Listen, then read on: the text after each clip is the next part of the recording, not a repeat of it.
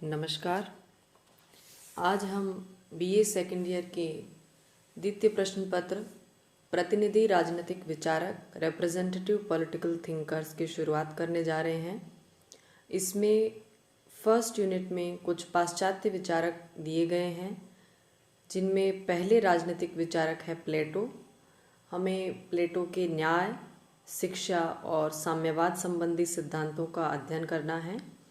तो आज के इस लेक्चर में हम प्लेटो के न्याय सिद्धांत थ्योरी ऑफ जस्टिस का अध्ययन करेंगे। प्लेटो का जीवन परिचय।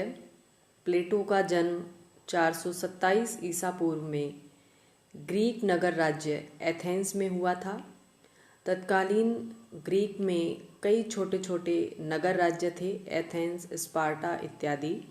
इनमें से एथेंस है वो प्लेटो का गृह राज्य था। प्लेटो का जन्म एथेंस में हुआ। प्लेटो सुकरात के शिष्य थे। सुकरात मशहूर राजनीतिक दार्शनिक थे। प्लेटो उनके शिष्य थे और सुकरात ने ही प्लेटो का वास्तविक नाम एरिस्टोक्लीस था, लेकिन सुकरात ने प्लेटो के मजबूत शारीरिक गठन को देखते हुए या उनकी मजबूत कद काठी को देखते हुए उन्हें प्लेटो नाम दिया, जिसका अर्थ होता है चौड़े कंधों वाला। तो इनका वास्तविक नाम एरिस्टोक्लीस और गुरु के द्वारा दिया गया नाम है वो प्लेटो था, जिसी नाम से वो आज राजनीति और दर्शन में विख्यात है। इसी नाम से उन्हें जाना जाता है। तत्कालीन एथेंस में लोकतांत्रिक व्यवस्था, प्रत्यक्ष लोकतांत्रिक व्यवस्था का प्रचलन था और इस प्रत्यक्ष लोकतंत्र में प्लेटो के गुरु सुकरात को मृत्युदंड दिया गया। सुकरात को मृत्युदंड देने का कारण था कि वहाँ उन पर ये आरोप लगाए गए कि वो देवताओं की निंदा करते हैं और एथेंस के युवाओं को पथभ्रष्ट करने का प्रयास कर रहे हैं। यानी शासन जो व्यवस्था है, वहाँ की लोकतांत्रिक सरकार है, सुकरात युवाओं को उसके खिलाफ भड़का रहे हैं। ये मुख्य दो आरोप सुकरात पर लगाए गए और एथेंस की सरकार ने उन्हें इन आरोपों के आधार पर मृत्युदंड है वो दे दिया। तो प्लेटो का जो हम राजनीतिक चिंतन देखते हैं कि प्लेटो ने किस प्रकार के शासन की कल्पना की है, प्लेटो के अनुसार राजा में क्या गुण होने चाहिए, जनता को किस प्रकार अपने कर्तव्य है उनको फुलफिल करना चाहिए, इन सब चीज़ों पर यानी प्लेटो का जो चिंतन है उसके ऊपर दो घटनाएं बहुत ही महत्वपूर्ण कही जा सकती है जिनका गहरा प्रभाव पड़ा है। उनमें से पहली घटना है प्लेटो के गुरु को दिया गया मृत्युदंड, जिसने एथेंस की जो लोकतांत्रिक व्यवस्था थी उससे प्लेटो का मोह भंग कर दिया। यानी उस सरकार ने उनके गुरु को जो सजा दी उससे प्लेटो को ये लगा कि लोकतंत्र है ये निकृष्ट और अज्ञानी मूर्खों का शासन है, जिन्होंने सुकरात जैसे ज्ञानी दार्शनिक व्यक्ति को ये सजा दी है।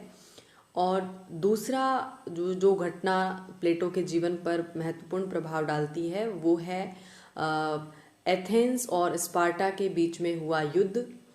एथेंस, जैसा कि मैंने बताया, एक लोकतांत्रिक शासन व्यवस्था वाला राज्य था, जबकि स्पार्टा है वहाँ पर सैनिक शासन प्रचलन में था। इन दोनों में जब युद्ध हुआ तो स्पार्टा ने एथेंस पर विजय हासिल की। इस युद्ध को पेलोपोनेशियन वॉर भी कहा जाता है। तो इस युद्ध में मिली पराजय है उसने भी प्लेटो के जीवन पर महत्वपूर्ण प्रभाव डाला। प्लेटो को ये महसूस हुआ कि सैनिक शासन जो है उसमें लोग अधिक अनुशासित है, राष्ट्र के प्रति समर्पित है, जबकि लोकतांत्रिक व्यवस्था है, एथेंस की जो व्यवस्था है, इसमें अराजकता फैली हुई है, अव्यवस्था फैली हुई है। तो ये वो दोनों कारण थे, सुकरात को मृत्युदंड और एथेंस की स्पार्टा के हाथों हार, जिन दोनों कारणों ने प्लेटो के राजनीतिक चिंतन को प्रभावित किया और प्लेटो लोकतांत्रिक व्यवस्था है उसको एक असफल शासन व्यवस्था मानने लगा, निकृष्ट शासन व्यवस्था मानने लगा, अज्ञानी या मूर्ख लोगों की शासन व्यवस्था है, ये इसको मानने लगा। तो इन सब से जब लोकतंत्र से प्लेटो का मोह भंग हुआ है तो प्लेटो ने एक विकल्प के रूप में, अल्टरनेट के रूप में नई प्रकार की शासन व्यवस्था है उसके सिद्धांत को विकसित करने का प्रयास किया, जिसे प्लेटो ने आदर्श राज्य का नाम दिया है। अपने गुरु को मृत्युदंड मिलने के बाद प्लेटो ने कई अलग अलग राज्यों का भ्रमण किया, जिसमें इटली, फ्रांस, यूनान इत्यादि शामिल थे। इनका भ्रमण करने के बाद प्लेटो ने वापस एथेंस आकर एक शिक्षण संस्था की स्थापना की, जिसे उन्होंने अकादमी नाम दिया।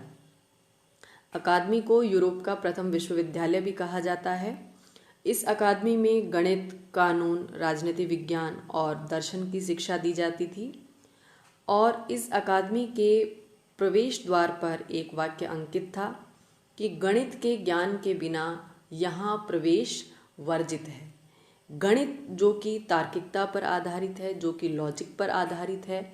तो प्लेटो का मानना था कि जो व्यक्ति गणित को नहीं समझ सकता वो दर्शन को नहीं समझ सकता, यानी गणित है वो दर्शन का आधार है। तो ऐसे व्यक्ति जो गणित का ज्ञान नहीं रखते हैं या गणित का ज्ञान रखने के आकांक्षी नहीं हैं, उन्हें यहाँ पर प्रवेश नहीं मिल सकता। प्लेटो ने राजनीति दर्शन के क्षेत्र में बहुत काम किया है। उनकी कुछ महत्वपूर्ण पुस्तकें हैं। द रिपब्लिक, जिसमें उन्होंने आदर्श राज्य की कल्पना की है।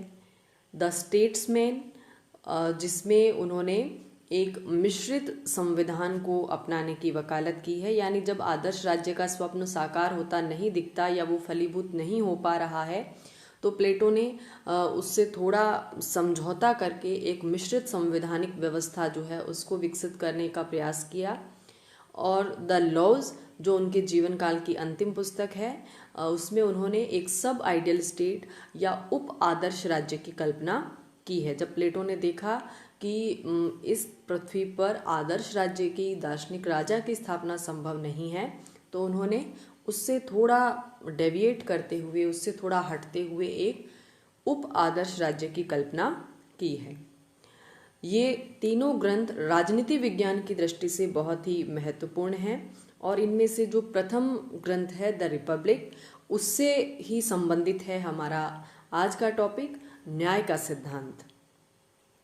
प्लेटो के सारे ग्रंथ हैं वो संवाद शैली में, डायलॉग स्टाइल में लिखे गए हैं। डायलॉग स्टाइल यानी एक व्यक्ति प्रश्न पूछता है और दूसरा व्यक्ति उसका उत्तर देता है।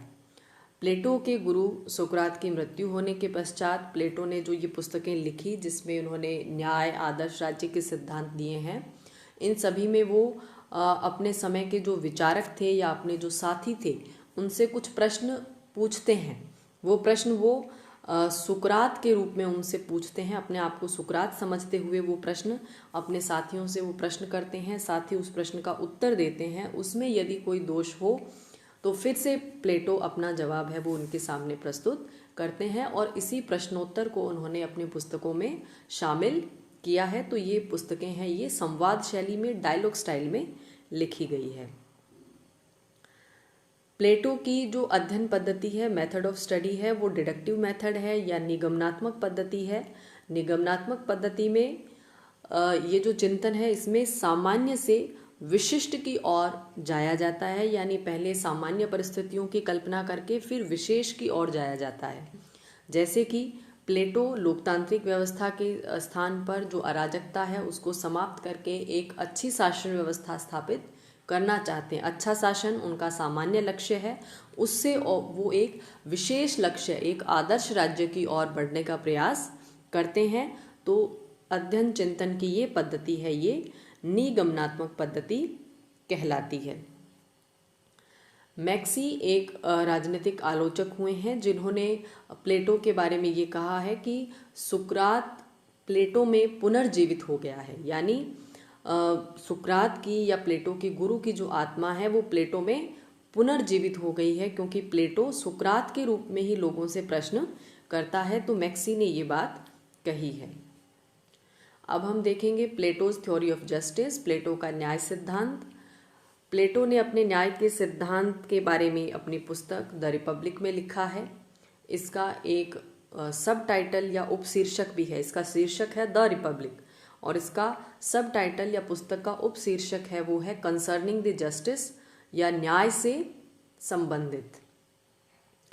इस पुस्तक में प्लेटो ने न्याय के सिद्धांत की नैतिक व्याख्या की है, यानी उन्होंने कानूनी व्याख्या नहीं की है। कानून के अनुसार न्याय क्या होता है ये प्लेटो ने नहीं बताया है। नैतिक आधार पर कानून की व्याख्या की न्याय की व्याख्या की है कि यदि मनुष्य अपने कर्तव्य का पालन करे, राष्ट्र और समाज के द्वारा जो निर्धारित नियम हैं उनका पालन करे, तो वो व्यक्ति न्यायी व्यक्ति है या वो न्याय पर चलने वाला व्यक्ति है। अपने न्याय के सिद्धांत का प्रतिपादन करने से पहले प्लेटो ने पूर्व में जो प्रचलित न्याय सिद्धांत थे उन सभी सिद्धांतों का खंडन किया है। खंडन करने का तरीका वही है कि वो विचारकों से प्रश्न पूछते हैं कि आप बताइए न्याय क्या है, फिर उनमें जो दोष हैं उनको बताते हुए प्लेटो अपने विचारों को आगे बढ़ाते हैं। तो सबसे पहले न्याय का पारंपरिक सिद्धांत जो प्रचलन में था उसके बारे में प्रश्न किया गया है सेफालस से। प्लेटो सेफालस से पूछते हैं, सेफालस आप बताइए न्याय क्या है। सेफालस कहते हैं कि सत्य बोलना और अपना ऋण चुकाना ही न्याय है, यानी जो व्यक्ति अपने भाषण में अपने शब्दों में सत्यता को रखे और देवताओं के प्रति या अपने मित्रों के प्रति, अपने परिवार के प्रति उसके जो ऋण हैं यानी उसके जो उत्तरदायित्व है उनको निभाए, तो ही वो व्यक्ति न्यायी व्यक्ति कहलाता है।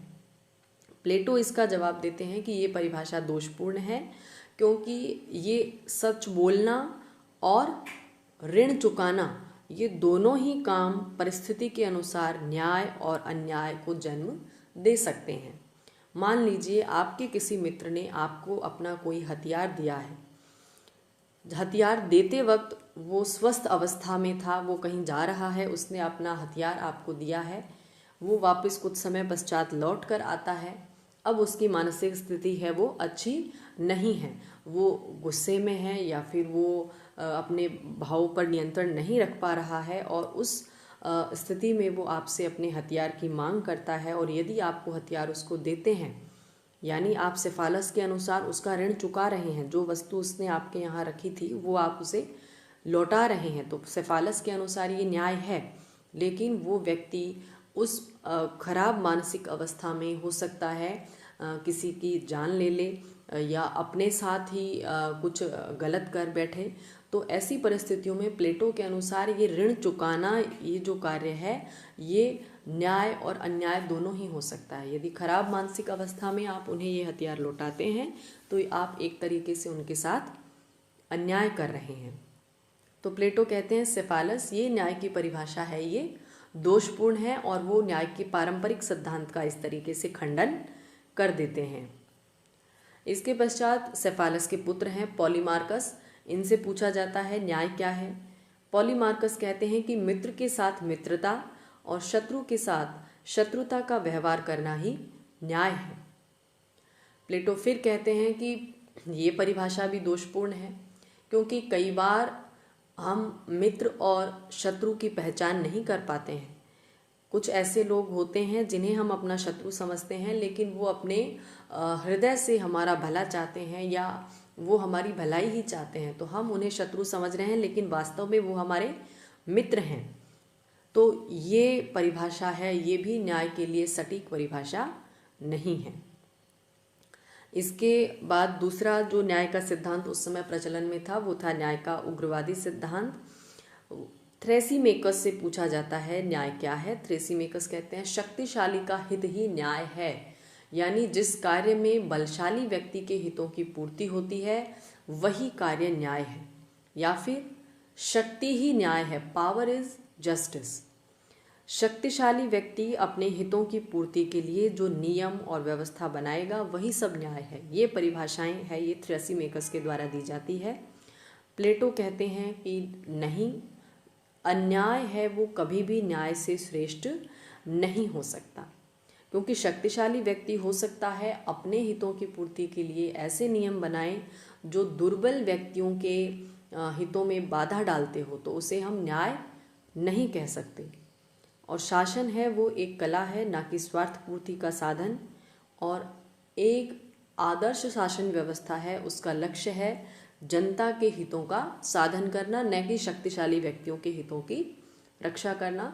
तो थ्रेसीमेकस का जो न्याय सिद्धांत है उसका भी प्लेटो खंडन करते हैं।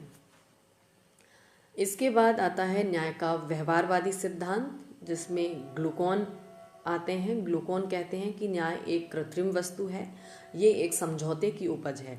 यानी राज्य और व्यक्तियों के बीच समझौता होता है कि दुर्बल व्यक्ति जो है उनके हितों की रक्षा की जाएगी। तो ये न्याय जो है एक समझौते से पैदा होता है, और ये शक्तिशाली लोगों के लिए नहीं बल्कि दुर्बल व्यक्तियों के लिए है।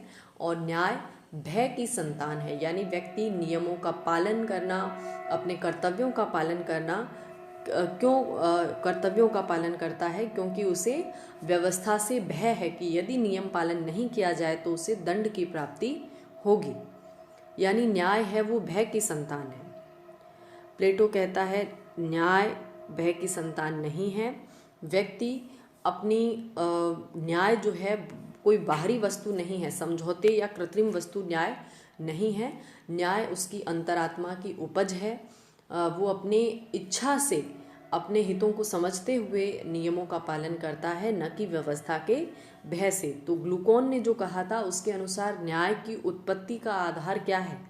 दुर्बल व्यक्तियों का भय है, उसके कारण न्याय की उत्पत्ति होती है। जबकि प्लेटो कहता है ऐसा नहीं है, चाहे व्यक्ति शक्तिशाली हो या दुर्बल हो, उसके अंदर, उसकी आत्मा के अंदर न्याय की भावना है वो रहती ही है। तो इस तरह से प्लेटो व्यवहारिक जो सिद्धांत है न्याय का, या फिर उग्रवादी सिद्धांत है या पारंपरिक सिद्धांत है, उन सभी प्रचलित सिद्धांतों का खंडन करते हैं और उसके पश्चात अपने न्याय सिद्धांत का विकास करने का प्रयास करते हैं। प्लेटो के अनुसार मानव का जो स्वभाव है, प्लेटो उसका विश्लेषण करते हैं कि मनुष्य है उसमें क्या क्या प्रवृत्तियां पाई जाती है, उसका एनालिसिस करते हैं। प्लेटो कहते हैं कि प्रत्येक मनुष्य के अंदर 3 प्रकार के गुण हैं वो पाए जाते हैं। वो गुण हैं चिंतन का गुण, जिससे ज्ञान उत्पन्न होता है, मनोवेग, उसकी भावनाएं, और तीसरा गुण है उसकी इच्छाएं, उसकी तृष्णा, उसकी लालसा। तो प्रत्येक व्यक्ति में ये तीनों गुण पाए जाते हैं, लेकिन तीनों गुण प्रधान नहीं होते। उनमें से जो भी गुण प्रधान होता है, व्यक्ति समाज में उसके अनुसार अपने स्थान को प्राप्त कर लेता है। प्रत्येक व्यक्ति में इनमें से मात्र एक ही गुण प्रधान हो सकता है, और उसके अनुसार ही वो समाज में अपने स्थिति को बनाता है। तो प्लेटो कहता है कि समाज में जिस प्रकार व्यक्ति में 3 गुण हैं, उसी प्रकार समाज में 3 वर्ग हैं। पहला वर्ग है दार्शनिक अथवा शासक वर्ग, जिसका प्रधान लक्षण है ज्ञान अथवा चिंतन की क्षमता, और इसका उपयुक्त जो सद्गुण है वो है विवेक। उनमें अच्छे बुरे की, उचित अनुचित की समझ होती है। ज्ञान से उनमें ये गुण है ये विकसित हो जाता है। दूसरा वर्ग है वो है सैनिक वर्ग, जिसमें भावनाएं होती है, जिसमें मनोवेग होते हैं। इसके कारण उनमें साहस नामक सद्गुण है वो विकसित होता है। और तीसरा वर्ग है जिसमें तृष्णा की प्रधानता होती है, जिसमें इच्छा होती है, जिसमें उत्पादन की लालसा होती है। वो उत्पादक वर्ग बनता है, प्रोडक्टिव सेक्शन ऑफ सोसाइटी बनता है, और ये अपने आप में संयम की भावना को विकसित कर लेता है। तो प्लेटो के अनुसार मानव के अंदर 3 गुण हैं, केवल एक ही गुण प्रधान होगा। उसके अनुसार वो अपनी सोसाइटी के अंदर अपने स्थान को निर्धारित कर लेता है, और इन्हीं गुणों की प्रधानता के आधार पर समाज में ये वर्ग हैं ये पाए जाते हैं। प्लेटो के अनुसार व्यक्ति और राज्य में अटूट संबंध है। यदि व्यक्ति अपने प्रधान गुण के अनुसार कार्य करता है तो समाज में स्वतः ही न्याय की स्थापना हो जाएगी। जिसमें ज़्यादा तृष्णा है वो उत्पादन के कार्य में लगे, जिनमें भावनाएं ज़्यादा है या साहस ज़्यादा है वो सैनिक वर्ग में शामिल हो, और जिसमें विवेक की प्रधानता है वही शासन की शक्तियों को प्राप्त करे या वो शासक के रूप में अपने आप को स्थापित कर ले। प्लेटो की एक प्रसिद्ध कथन है, state is individual writ large, यानी राज्य है वो व्यक्ति का ही विराट स्वरूप है। जिस प्रकार अपने प्रधान गुणों के अनुसार व्यक्ति कार्य करता है तो व्यक्ति न्यायी होगा, उसी तरह से समाज में यदि ये वर्ग जो गुणों के आधार पर जो वर्ग का निर्धारण होता है, यदि ये वर्ग भी एक दूसरे के कार्य में बिना हस्तक्षेप किए अपने ही कार्य को करते रहें, कार्य में संलग्न रहें, तो समाज में भी न्याय की स्थापना हो जाएगी। इसी state is individual writ large के आधार पर प्लेटो दो प्रकार के न्याय बताता है, व्यक्तिगत न्याय और सामाजिक न्याय। व्यक्तिगत न्याय वो है जब व्यक्ति अपनी आत्मा के तीनों गुणों में सामंजस्य स्थापित कर ले, और सामाजिक न्याय जब व्यक्ति अपने प्रधान गुण के अनुसार काम करे और दूसरों के कार्य में हस्तक्षेप नहीं करे। तो ये प्लेटो का एक न्याय का नैतिक सिद्धांत है, जिसमें वो नैतिकता क्या उचित है अनुचित है उसके आधार पर न्याय की स्थापना करने का प्रयास करते हैं। ये सिद्धांत कानूनी सिद्धांत नहीं है न्याय का, ये एकमात्र नैतिक सिद्धांत है। आगे चलकर प्लेटो इसी न्याय के सिद्धांत के आधार पर एक आदर्श राज्य की स्थापना का प्रयास करते हैं, जिसके लिए वो अपनी एक शिक्षा की पद्धति और स्त्रियों और संपत्ति के साम्यवाद के सिद्धांत को भी विकसित करते हैं, जो कि हम आगे के वीडियोस में देखेंगे। तो प्लेटो के न्याय सिद्धांत की विशेषताएं क्या है? ये प्लेटो के आदर्श राज्य का आधार है। प्लेटो के अनुसार न्याय है ये अंतर आत्मा की अभिव्यक्ति है, ये कोई कृत्रिम वस्तु नहीं है या भय के कारण न्याय पर नहीं चला जाता है, और ये अहस्तक्षेप के सिद्धांत पर आधारित है, यानी प्रत्येक वर्ग दूसरे वर्ग के कार्यों में हस्तक्षेप नहीं करेगा। सैनिक वर्ग है वो शासक वर्ग में हस्तक्षेप ना करे, शासक वर्ग है वो उत्पादक वर्ग के कार्यों में हस्तक्षेप ना करे। प्रत्येक व्यक्ति और वर्ग अपने प्रधान गुणों के अनुसार कार्य करता रहे, और इस प्रकार कार्य करने से क्या होगा, जो व्यक्ति में जो गुण प्रधान है उस पर कार्य करते करते वो उसमें स्पेशलाइजेशन प्राप्त कर लेगा, उसमें विशेषज्ञता है वो प्राप्त कर लेगा, और इस तरह से जो सोसाइटी स्थापित होगी उसमें एक तरह की एकता होगी। और इन्हीं सिद्धांतों के आधार पर प्लेटो है वो एक दार्शनिक राजा की कल्पना भी करता है, जिसमें विवेक का गुण है वो प्रधान है, और वो अपने अपने सैनिक वर्ग और अपने उत्पादक वर्ग के ऊपर शासन करते हुए अपने आदर्श राज्य में न्याय की स्थापना करता है। Thank you.